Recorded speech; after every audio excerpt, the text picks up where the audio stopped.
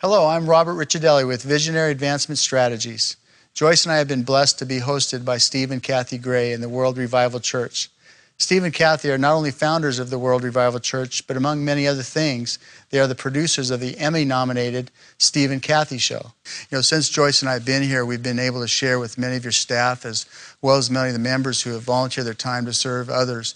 I must tell you that we have been blessed and with the love and kindness we have received from dozens of people. Most of them don't even realize we're guests here, so they treat every guest the same way. It's very genuine. We can see that God has overwhelmed the people with his transforming presence. Tell me about the servants and what they've experienced, the people here, what they've experienced that have caused this change to happen in their lives that's so evident. Well, one of the things I think that has helped and where mistakes are made in revival is an event. You mentioned this is a community of believers, not an event. But God can do events. And churches and ministries have events, but they have not prepared the people to have an event. That's good. So they're kind of like, now what do we do? What I did was, and some prophetic things and things were happening where people were saying something's coming again here. And we'd have a lot of our friends would come and say that. So I thought, well, I'm going to prepare them. So the way I prepared them is the old-fashioned servanthood, sacrifice, commitment, dedication, just all the time. So this is what it's about. And we're not doing it for me. We're not doing it to have an event. You do it for Jesus. So that's what those people in the Bible that are our heroes, that's what they had that we don't have. So are you prepared to sacrifice? Are you prepared to be dedicated, commitment, on the mark, fixed on Jesus? So I just worked those over and everything. I mean, everything about me is about one message, really. He deserves everything. Give him as much as you can. And after you do that, you think there's any more you can give him. And that's all my messages are kind of circling around that. So then we had an event, surprise event, as I told you about on May 2nd, that completely surprised me. And I just was instructed to take the service a little different direction. No clue why, but I did. And suddenly it was like a breath of fresh air. And that's what's been happening since May 2nd up to this time. But they were then, when that event took place, they went, aha, this is it. And they already knew, we got to grab it. If you got to think about it, you're not ready for it. We got to grab it and go. And they were the ones saying, could we go on Saturday? Because we had changed our service a little bit. Let's add Saturday. Let's come and do this. So they were the ones asking me to give them more so I think you really, without those basics, how can you experience God if you don't want to be committed to him and dedicated? So with that, then when the event happened, they're able to take this and go.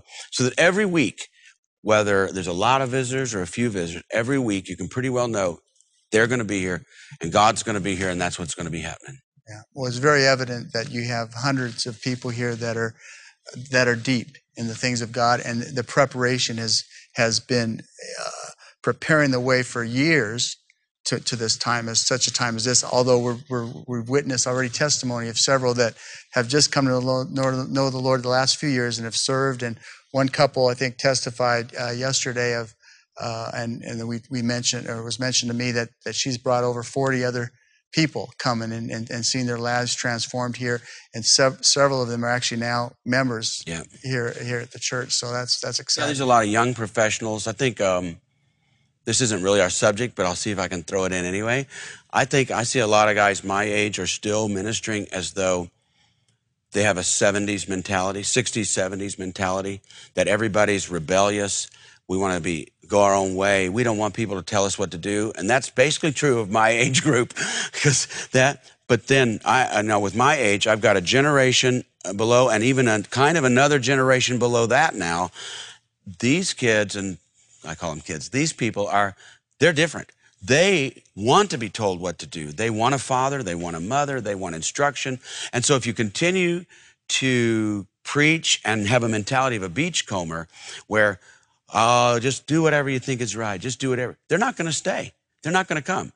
They are looking for instruction. They'll go to another religion or another church. So they're coming here because I love them and I pastor them, I hug them, I'm down there with them, try to be an example to them. And so they come back. They said, this So I think a lot of mistakes are being made in the ministry and that, and exhausting us because we have the mentality that we have a hippie mentality, you know.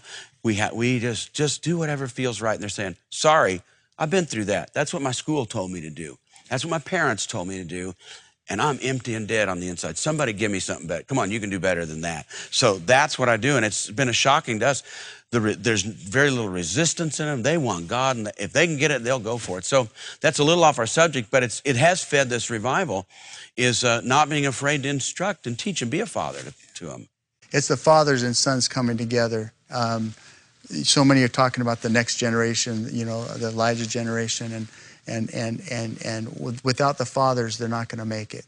And the fathers without this generation that God is birthing is not going to make it. So coming together is what you're talking about, and we're seeing the beautiful testimony of what God does when that happens. You know, we've heard of several healings, and besides the Changed Hearts, healings that took place, and we're going to show some of this example in this tape at this moment. And one of the things that was touching was a Native American man that felt the fire of God come all over his life and changed his heart almost instantaneously. And he was so overwhelmed, he didn't know how to describe what was happening. And then the woman that was rescued from really, she was, because of pain in her life, she was going to take her own life, and witnessing her testimony. So we'll show that testimony of that right now. Tell us the condition you were when you came in. When I came in here, I was in so much pain. I'm in pain 24 hours a day from my neck. But my spirit had died. I've been going to church for a long time, and my spirit had just died. And I got the name of the House of Hope and Healing, and I made a call one day, and through a lady there, I was connected to the ministry here and through their prayer, and I got to come one night, and the first night Jesus touched me. And he said, Mary, don't kill yourself over that pain, because I was going to kill myself. I couldn't take it anymore. Jesus touched me that night. And I got such a warmth and a feeling in my whole body that just, I knew Jesus loved me all this time. And it was Satan that kept telling me, don't listen, don't listen. But Jesus touched me, and I've never been the same again. I've never been the same again. And I'm getting better every day. And I keep praying for healing. I know he's going to heal me. There's no doubt now. And when I'm healed, I'm going to help other people. I pray that Jesus will give me that power of prayer for others. And thank you all for your prayers. And thank you, Jesus, that I'm alive because of you. Thank you, Jesus.